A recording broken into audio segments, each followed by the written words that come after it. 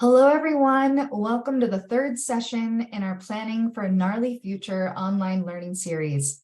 Today's session will focus on re-engaging, mobilizing your community through proactive engagement. I am Jordan Katcher. I'm the Initiatives Facilitator with the Wallace-Stegner Center Environmental Dispute Resolution Program, an adjunct instructor within the Department of City and Metropolitan Planning at the University of Utah. My particular background spans across community development work with students, tribes, and rural communities, and I look forward to spending some time talking with you all about this topic today. For anyone who is new to the NAR Initiative, NAR stands for Gateway and Natural Amenity Region. The mission of the NAR Initiative is to help Western Gateway and Natural Amenity regions and the communities that help them thrive and enhance the things that make them special. We do so through catalyzing and supporting research, education, and capacity building efforts. The NAR Initiative is housed in the Institute of Outdoor Recreation and Tourism at Utah State. It is a partnership effort among the Institute, Utah State University Extension, and the Wallace-Stegner Center at the University of Utah. You can learn more about us on our website that we will post quickly into the chat. You can also sign up for the NAR Initiative email list via that webpage to stay up to date on our events and resources. This webinar is the third in this online training series, which we have entitled Re-engage, Mobilizing Your Community Through Proactive Engagement. Each session addresses a topic that we have identified as being valuable and important for NAR community planning, based on our research and ongoing engagement with NAR communities across the West. Our overall framing is the idea of reimagining planning, thinking the way we do things to better suit the realities of the world and current and emerging challenges. Our first session, held in October, focused on refocusing on values as vision, basically using shared community values as the North Star to guide community planning and decision-making. Our second session, held in November, focused on reframing and using an asset-based approach to community planning and decision-making. Today's session, the third in our lineup, will focus on re-engaging or mobilizing your community members as part of, as we put it, the problem-solving enterprise through empowering community development and engagement.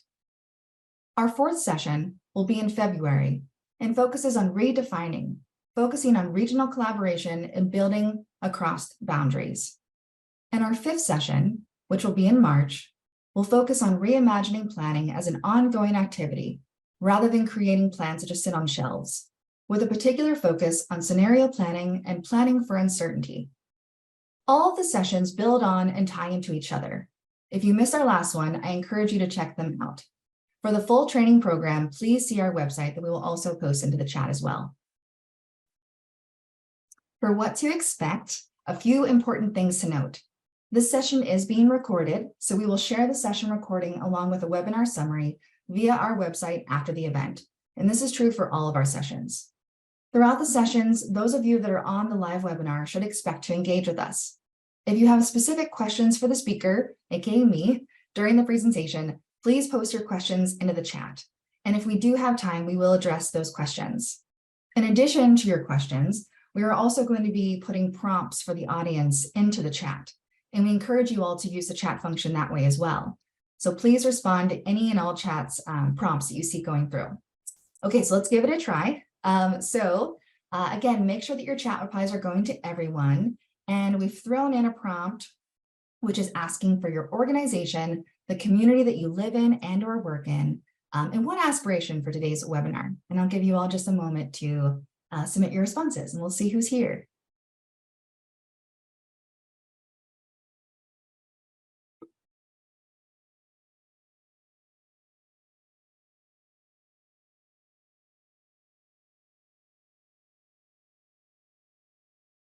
Great to see you, Mayor Barbara. Great to see you. We got Moab here.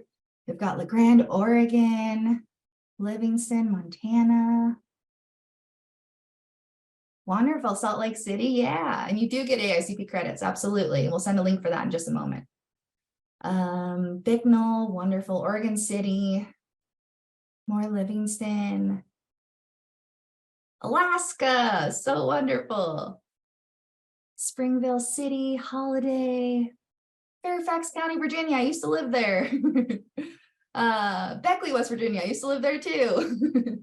Leadville, Colorado, Hyde Park, Utah, Patagonia, Arizona, Ashton, Idaho, cool, Hawaii.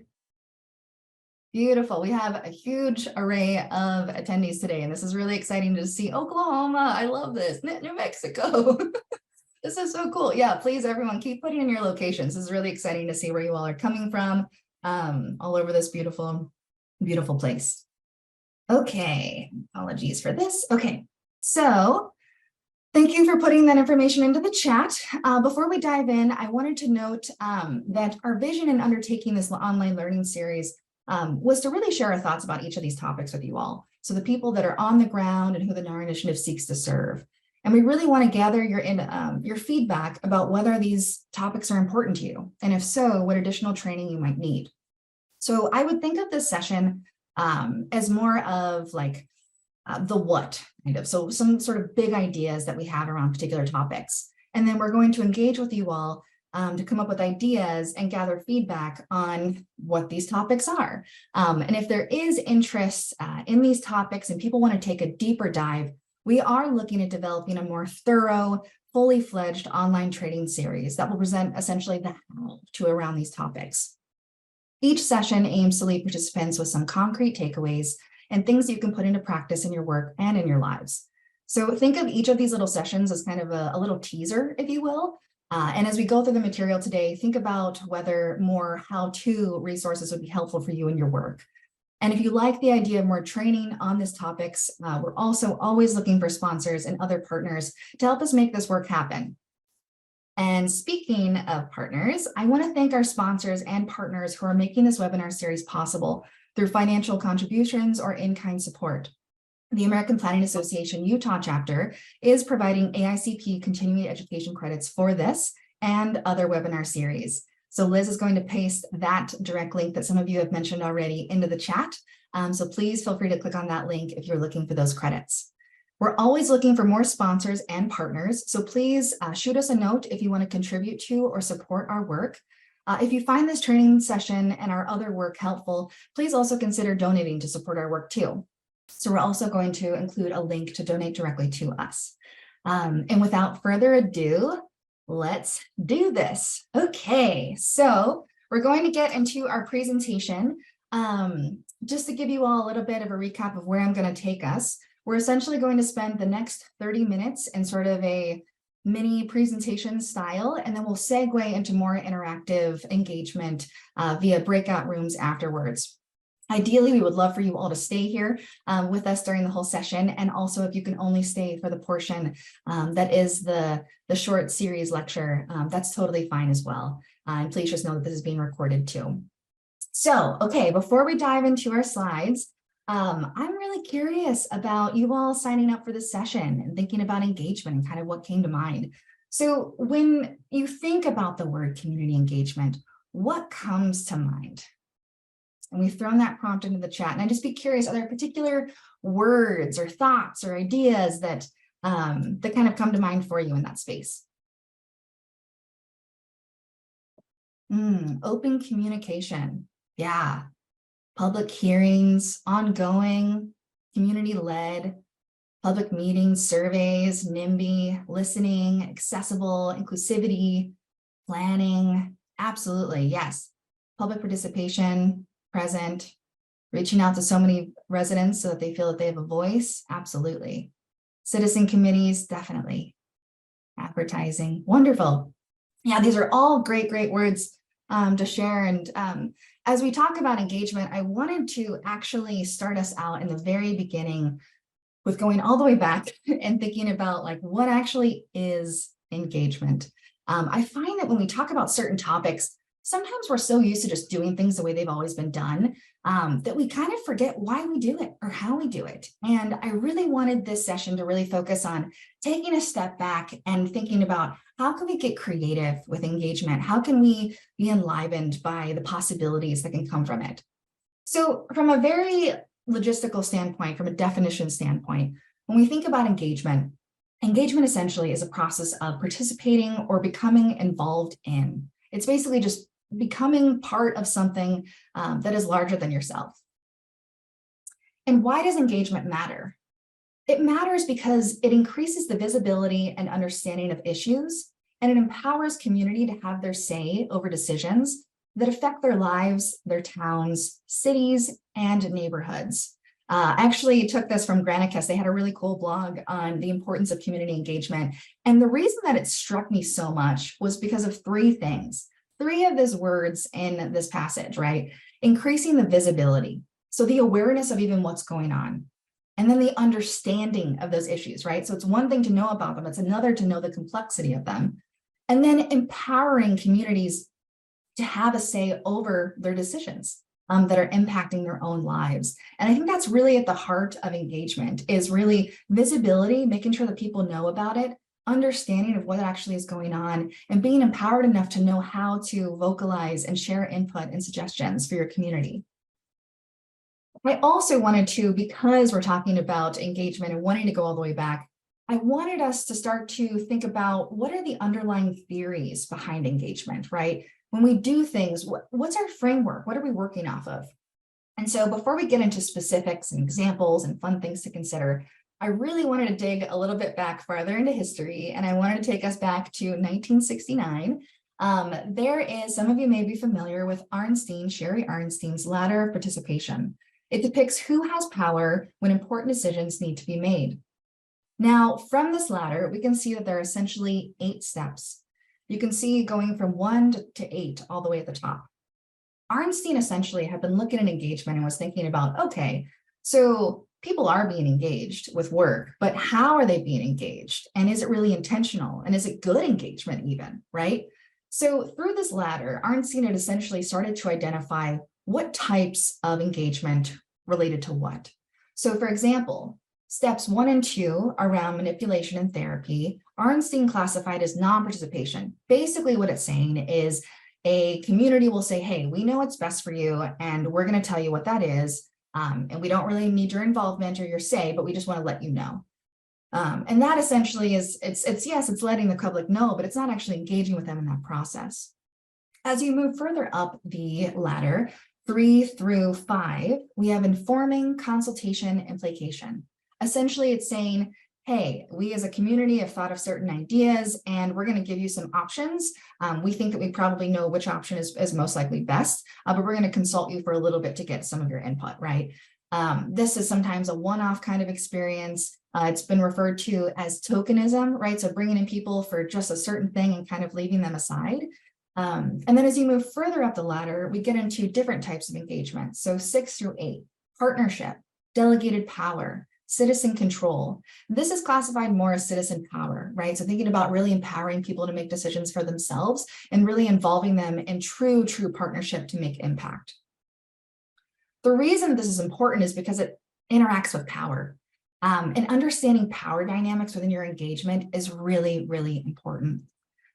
Do community members feel safe and supported in sharing their thoughts and ideas, especially if there's power in the room, right? Elected officials, county commissioners, mayors, city council members. Power dynamics are very real. And so it's really important to consider who is in the room and where might there be issues of concern or power dynamics that are impacting whether or not people can share what they actually want to share. Another theory, another spectrum that I wanted to share was actually developed by the International Association for Public Participation, otherwise known as IAP2. This spectrum of participation depicts goals and promises to the public. So some of you may have also seen this as a tool. This is a pretty popular one, especially around the engagement world. Essentially, IAP2 had come up with a spectrum that has 5 categories for engagement. You can see going from left to right, we have inform, consult, involve, collaborate, and empower. When we think about inform, essentially the idea is that we will keep you informed. Your promise to the public is keeping people informed, essentially throughout the whole stages of the project. Consulting is, we've come up with some ideas and we want to vet those through you all. So A, B, and C, which is your most preferred choice, right? We're starting to gather some input from the public that way. Involving is where you are working with those individuals to address particular concerns, gathering their feedback, and then letting them know how you use their feedback in your decision-making. Collaboration is when you have ongoing involvement with a project, and those individuals are providing advice on recommendations for what to do with a project. And then initially, you then get to empower, which is all about citizen power, essentially, where they decide what the ultimate decision is. Now, it's not this spectrum that says that inform is worse than empower, or empower is worse than inform. It's not really meant to say that, but it's really making us think about, like, when do we engage with people and how do we do it? And an example with empower, if it's not really resonating, it would be an election, right? So that's where this, the residents that are voting have the ability to elect those that are in office to represent them. So when we think about this spectrum, it's just really vital to kind of understand that there's so many different ways to engage with individuals. And intention behind engagement is really, I think, like the secret sauce to making it work. So intention equals impact, right? The more that you can put thought and consideration into your engagement process, the more whole and all-encompassing that it can actually be.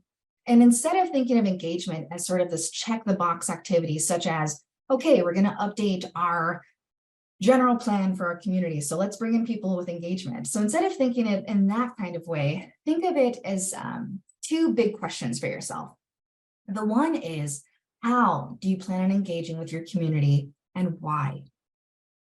It seems so simple, but to actually ask yourself how, like, are you going to use interviews, intercept surveys? Are you going to have informational videos, charrettes? Like, how do you plan on engaging with your community and why? Why that strategy? Why interviews? Why charrettes? Why small groups? Why? Like, think about the intention behind what you're choosing as a way to engage with your community. And then after you've understood and figured out how to do it, then you have to ask yourself, when? When do you do it? When in the project will you engage with the community and why? I say this because sometimes when we have a project or something that we're working on, we're like, okay, let's bring in the community and let's engage with them. There are so many steps in a project's process to involve people, right? From the very beginning of scoping the project to figuring out what information is there, gathering it all together, to comparing and contrasting options, and to making a decision. And in each of those steps of the project, you can involve community. How would you do it, right? So if we were thinking about scoping a project, it's like, okay, maybe we'll put out a survey, a really preliminary survey to see if we're capturing what the public wants. And then maybe we will then, once we get to the information gathering stage, maybe we'll see if we can put together a task force of local residents that want to put together efforts to kind of research this together. And then maybe we'll do a big open house and we have some options. We'll start to bring people together. There's so many layers to how you can do it, which makes it so exciting. It's not really this just one-off experience. It's like, how do we create the fullness of this experience so that our residents are involved throughout all stages of it? Something else that I also really want to share and be mindful of is awareness. So thinking that everyone knows how to be involved. This one hits home really, really hard for me because I grew up with a single mom. I lived in a lot of different states and we moved from apartment to apartment, usually every other year. I didn't grow up in the same place. I didn't know that I could get involved with my local government. I didn't know how. And I think when we get into these worlds of engagement, we're working for communities and whatnot, sometimes it's easy to fall into this idea that people know how to get involved.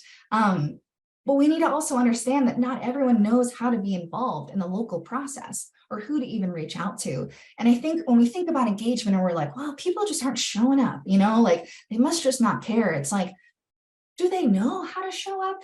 Have we been clear and consistent with them? Do they know what to expect? Do they know how to reach out to us?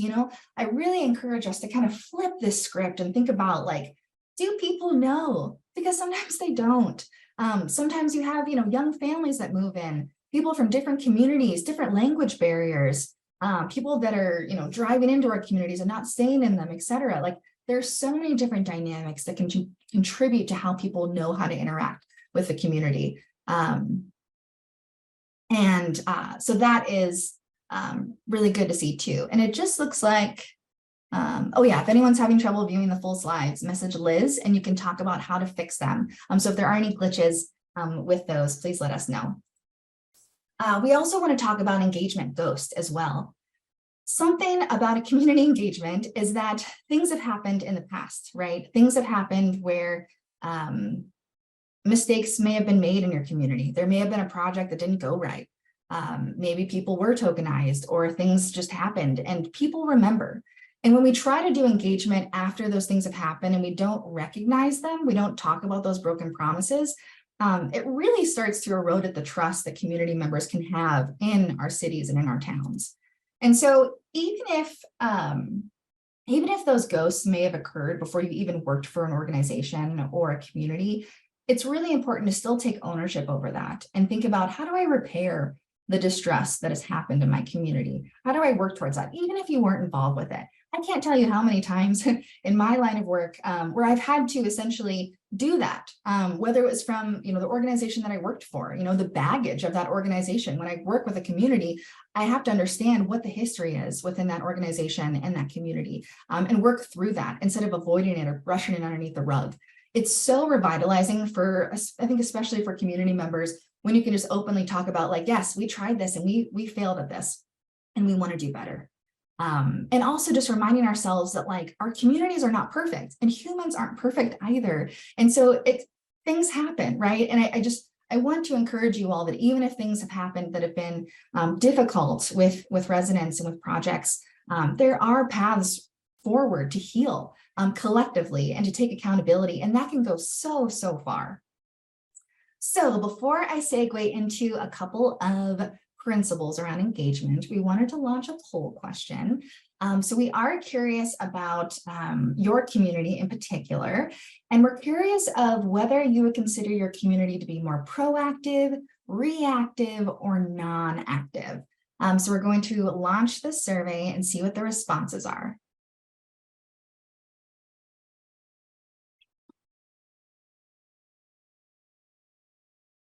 We've got some responses in the chat too. Thank you. And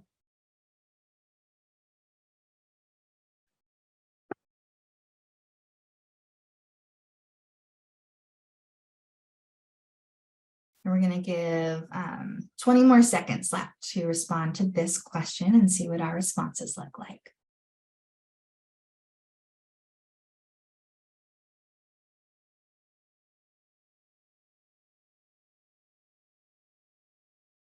And I will close the poll in 5, 4, 3, 2, 1. Thank you. Okay, I'm going to share the results with all of us.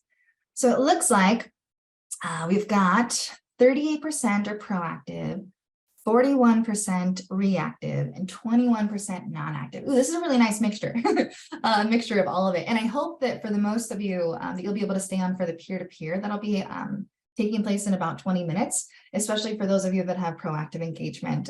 So that way you're able to provide insights and suggestions with others in breakout rooms.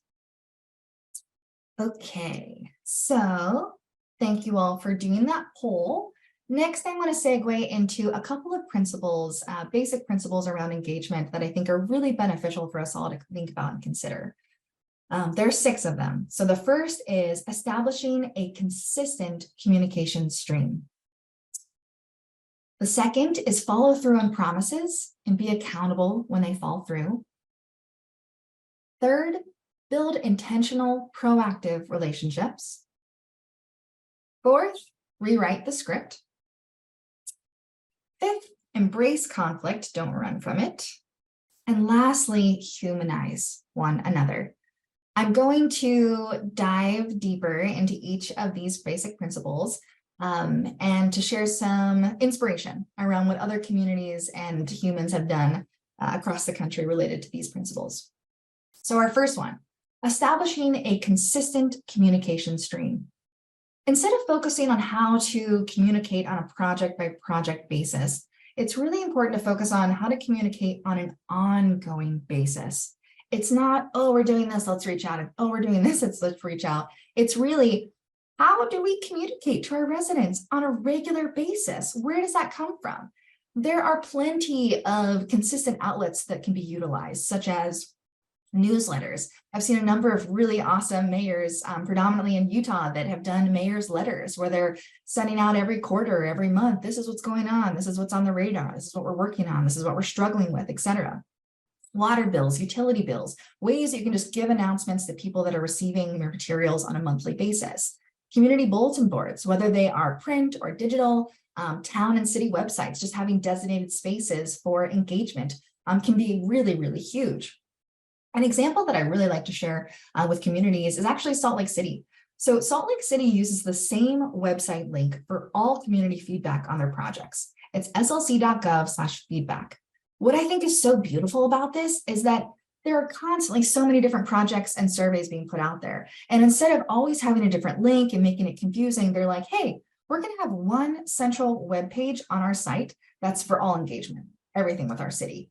And if you take a survey and you actually just want to know of when future surveys are coming up, you want to be more proactive that way, sign up and we will send you emails whenever there's a new survey or something that requires feedback and insights, which I think is so cool because it's really inviting those in the community that want to share. It makes it more accessible for them, brings it directly to their inbox, and they're able to share their feedback with us that way. The second principle is following through on promises and being accountable when they fall through. If there is distrust in a community, focus on taking small steps that are meant to rebuild community trust. People want to be heard. I wanted to provide a really awesome case study. I had the pleasure of meeting with Mayor John Bowders last October. Mayor Bowders is mayor to a small city called Emeryville in California. It's about 13,000 residents, but it's in a huge metropolitan area. It's a very small land base, and yet so it's mixed in a lot of metro, and yet there's so many lessons to be learned from this case study. So Mayor Bowders, when he came into office, essentially started receiving a number of complaints from residents. They were saying, hey, I put in this request to Public Works. There's been this light that's been flashing directly into my window every night. It looks like from a storm, something happened, and it just happens every night. And I've asked Public Works to handle it, and it hasn't happened yet. Mayor Bowders was like, this is interesting. This is a really small issue, and yet it hasn't been addressed yet. So Mayor Bowders went to the Public Works Division and asked, hey, I've noticed that there is a complaint that a resident's told me about, and I'm curious of why it's taken so long for it to be fixed.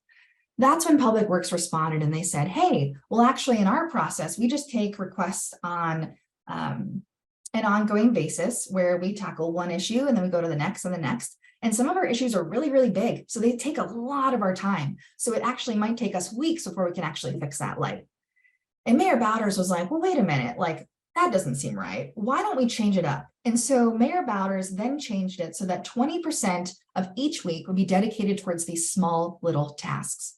All of a sudden, people that were putting in these tiny little requests that wouldn't even take more than an hour to fix, we're starting to see improvements and results. And it all came from rethinking about what is our system and how do we stay more accountable to our residents. I think something else that's really cool about Bowders' work is usually every week, Bowders will also host a bike tour around Emeryville to talk about development projects and what's going on in the city.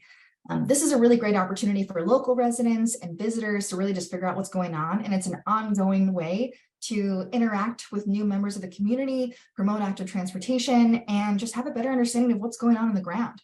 There's so many different ways to get creative about how we can stay accountable to people and really see results being driven forward. Our third principle is around building intentional, proactive relationships. So don't wait for a project to engage a particular group or demographic in your community. Build relationships now. Understand who is showing up and who isn't, and how can you meet people where they're at. If you have the same people coming to your meetings over and over and over again, you're hearing the same voices over and over again. And are you asking yourself what other voices are out there? It's such an important thing to consider. Because relationships should not be transactional. It should not be, we're going to bring you in when we need something. It should really be built on, let's build and support each other as time goes on. And establishing a way to interact with and support different community groups is so important because showing up matters, right? How many people even know where your town hall is? They might not even know. It might not be that aware of. I wanted to show you a couple of examples of my hometown, actually. This is in Conneaut Lake, Pennsylvania. It's a borough in northwestern Pennsylvania, and it's around 700 residents. We are essentially a little gateway community. We have the largest natural lake in Pennsylvania. It's only 3 miles long, but a lot of Pittsburghers and city residents will come up in the summer to utilize the lake around there. And when I was thinking about, okay, where would I build proactive relationships? Where are the people in my hometown?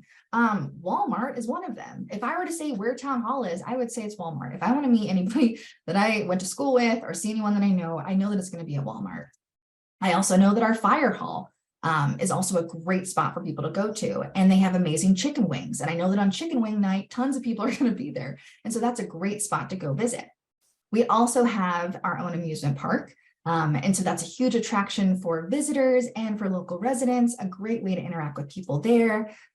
We also have an ice house park that was recently built where we have 4 stoplights in my town. And so I know that if you're going to drive through Conneaut Lake, you're going to pass through Ice House Park. So what an ideal location to do events, have signs, etc. And lastly, we also have a frozen custard stand, Hanks. This was actually where I worked for my first job. And Wednesday nights are peanut butter night. And peanut butter night is the most popular of any flavor that whole week. And so I know that if I'm going to engage with people in my community, Wednesday night would be a great time to go down to Hanks and talk to some people. Principle 4, rewriting the script. So honestly assessing how community residents can interact with your community. Is it easy or is it hard? Are your materials outdated? What are you sharing with people and how is it being done? I love this case study. This is from Atlanta. Their planning department decided to do a campaign to update the signage for all of their outreach materials for clarity and for aesthetics. So with the city of Atlanta, they used to have these kinds of signs, right? It's not very inviting. It doesn't look very inviting, at least to me, right? And the way that it's written is so archaic as well, right? Public notice, certificate of appropriateness. The Atlanta Urban Design Commission shall hold a public hearing on application affecting this property on Wednesday. It's hard to understand. People don't tend to talk like that, right? So Atlanta said, why don't we update this? Why don't we simplify it? Why don't we create a system where people can see these signs and better understand how to do how to interact with those pieces, right? These signs now include, a large letter. It has direct information on who to contact, and it's just very to the point and very simple. It's really meant to, help people better understand what's going on in the city instead of utilizing really archaic methods that are hard to understand. Principle 4 would be, that's principle we're talking about. I also wanted to share too that their slogan was also to be clear is to be kind. And I think that as we think about engagement, it's so important for us to consider what are the materials that we're sharing? How are we doing it? Is it resonating with our audience? And can we be creative with what it looks like? Principle 5 is embracing conflict and not running from it. So do you have a wicked problem, like a really complex problem that you're going through? Utilize your community as your problem-solving enterprise. Bring in community members to better understand complex issues and create innovative solutions. If you're a town of 5 employees, 10 employees, 15 employees, there's no assumption that you're going to be able to solve all the town's problems and issues. Selectively bring together your residents, let them know what's going on. I find that when people understand the fullness of the complexity of planning and of development, et cetera, they have a greater understanding of like what's at stake and what options are out there. And when you do interact with people in those spaces, and when you do bring them in, always ensure that residents understand how their feedback is going to be utilized. So where does the project go after residents are involved? And how can they stay up to date on the progress? The last thing you want to do is invite someone in to have them share their thoughts for multiple hours, and then they don't know what happens with that, right? Think about if you came to an event and you were sharing a lot of your insights and then you just nothing, it was silent. You would then want to know like what happened from your feedback, right? And it might disincentivize you to do that again. An example of this would actually be in Chicago, Illinois. They utilize a participatory budgeting process where essentially they give a chunk of money to different wards or districts in their city, and they have citizens submit ideas for how to spend that money for a particular thing, whether it's infrastructure or parks or et cetera. And then they have a task force of local residents that will then put together proposals based on the popular choices. And then everyone in the community votes and they figure out like what they want to pay for. And I think that's so empowering and so cool. And if you're a city or community and you're like, we don't know if we can spend this or that, talk to your community, ask them, have them help you decide. And lastly, humanizing one another. This is a really, really big one. So remember to focus on the fullness of people, not just the sides that they're showing you. I'm sure many of you have probably been in some sort of a meeting where there have been people that have been really angry and irate and really dysregulated bodily wise. And they might be screaming or yelling. I want you all in those moments to take a step back and think about the fullness of that person. Think about how they show up when they're with their family, when they're with their friends, when they're happy, when they're at peace, right? Like we are seeing one side of people and sometimes it's not their best sides. And I want to encourage us to remember that we are fully human and that we do experience a whole range of emotions. And so it's really important to kind of incorporate centering exercises or ways to kind of calm and dysregulate with engagement to help regulate emotions and enter into more of a calm state. Something that I like to do as a teacher is when I was teaching more virtually, I didn't know the pulse of my room, right? I have students that are coming into my classroom for an hour and a half and they have, all of their own lives to live, right? So when they come into my space, I ask them, I'm like, hey, on a scale of 1 to 10, how much do you want to be here? 1 is they don't want to be here at all. 10 is they'd rather be nowhere else. And it helps me understand where they are in that scale. That way I can adjust in real time, depending on where the energy is with my students. And also allowing creativity into your spaces for new thoughts and ideas. Creativity is huge and we are human and we are meant to be creative. A really fun process, if you haven't heard of it, was actually developed by James Rojas, who developed the Placeit project. It's just placeit.org. Essentially, James was thinking about how do I interact with people and talk planning in a non-technical way, right? How can I talk to children? How can I talk to elders in ways where everyone can essentially describe what they want to see in their community? So what James did is he essentially devised this setup where he brings in a whole bag of it's kind of like trash, actually. It's like Legos, fake plants, strings, straws, whatever, bottle caps. And he has this whole big bag and just dumps it onto a table and says, build the community that you want. And then all of a sudden, kids, elders, everybody is grabbing things and they're making their community. And then James will walk around and see what people are creating and he talks to them about it. What's important to you? Why do you have this here? Why is this located here? Why is this important, et cetera? And all of a sudden, you're bringing planning into a much more accessible way than talking about technical things in a public meeting, right? So how do we meet people wherever they need to be? And lastly, expressing genuine gratitude to your community for their time and their insights. Time is something that we can't buy, right? It's something that's so, so valuable. And so when we have residents that want to engage with us and that are putting forth those efforts, it is so vital to express genuine gratitude for those individuals and recognizing that work. Recognizing those volunteers and those change makers that are really willing to put in all of that work. Okay, so I just shared a lot of information in a short amount of time, and I hope that some of it has resonated with you all. And so we'd love to utilize the chat to kind of gather some insights from you all. And our first question is, what is one insight, observation, or takeaway from the session thus far? And we just put the prompt into the chat. But yeah, just from all the things that I just shared with you, what's kind of resonating?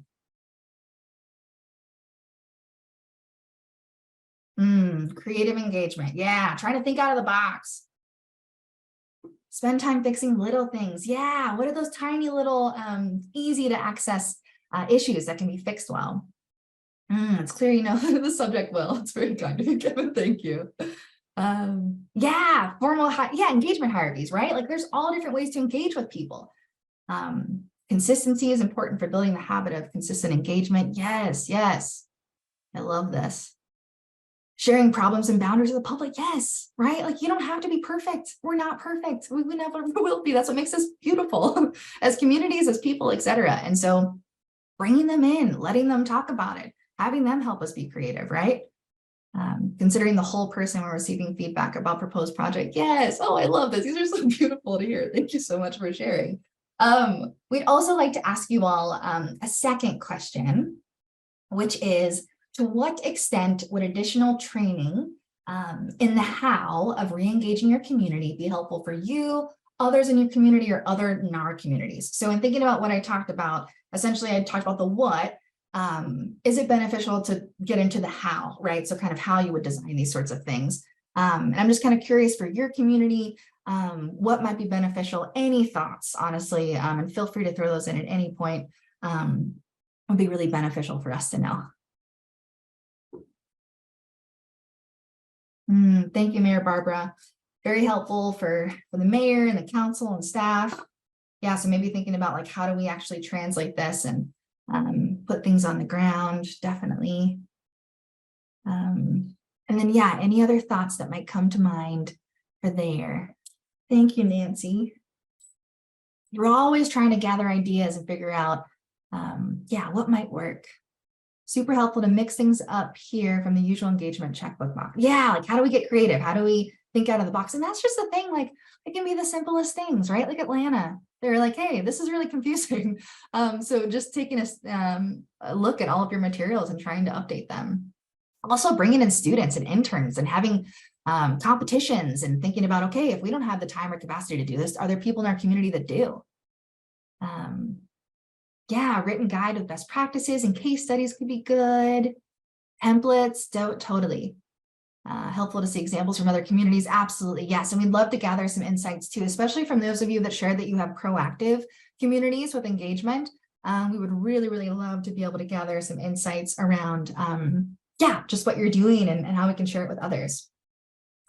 I also wanted to leave some space for just any final thoughts or ideas before we segue into the interactive portion. It's not scary. So if you're like afraid to interact with people, it's going to be in a really small little breakout room style. And it's going to be really, really fun. And so I really hope that you all are able to stay on. Additionally, I just wanted to leave another moment just to kind of see if there's anything else that comes to mind or you have thoughts about things. We do go through the entire chat and it really helps us to gather those insights and suggestions there.